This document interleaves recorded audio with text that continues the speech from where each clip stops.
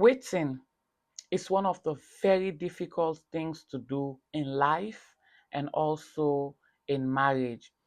Imagine waiting for childbirth, waiting for finances, waiting for peace, waiting for your wife or husband to eventually change when you are not even sure.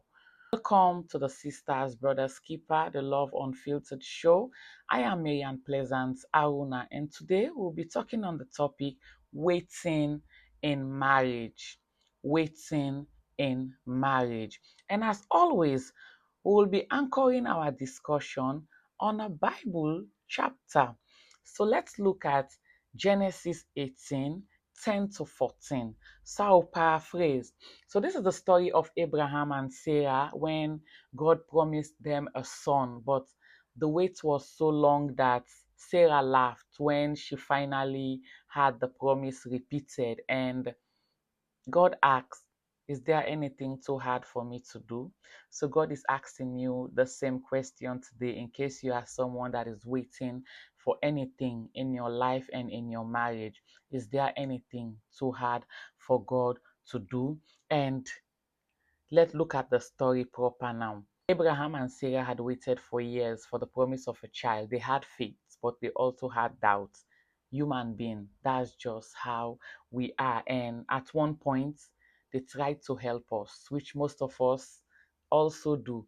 When we wait for a while and the answers are not coming, we always try to help God. So what happened in that case? Sarah suggested to Abraham for Abraham to sleep with her maid Haggai, and we saw how that brought chaos in their marriage, in the home, and also in the world today. But then the reality in marriage is that waiting often creates pressure. It's not as easy as we often see it. Imagine having to wait for children. Most times, just like Sarah, you feel the societal pressure, like people are talking what they don't even know about. For some couples, you might say, oh, I already have a child. What of finances?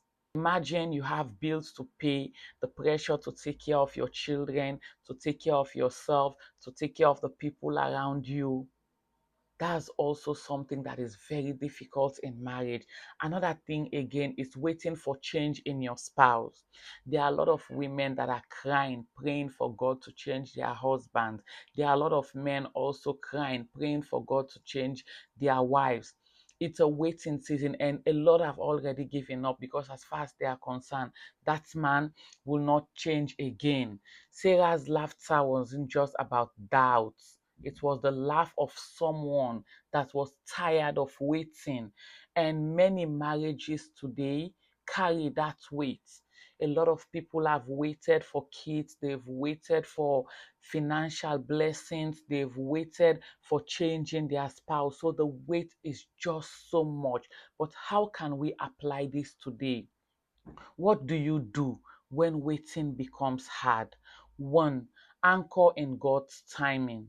Genesis 18:14 reminds us, God says, is anything too hard for the Lord? What feels delayed to you is on schedule with God. That's one thing we should know. And you need to wait together as couples and not apart. Too many couples are waiting apart and not together.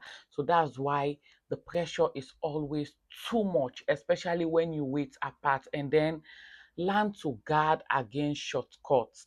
You see the effect when Sarah decided to take a shortcut to help God.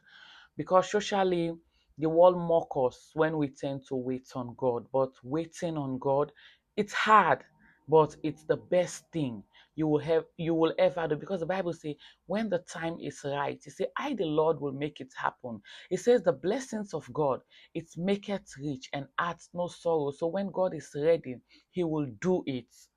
Abraham and Sarah eventually held Isaac in their hands, and they forgot about all the pains that they've been going through. So God will do same for you.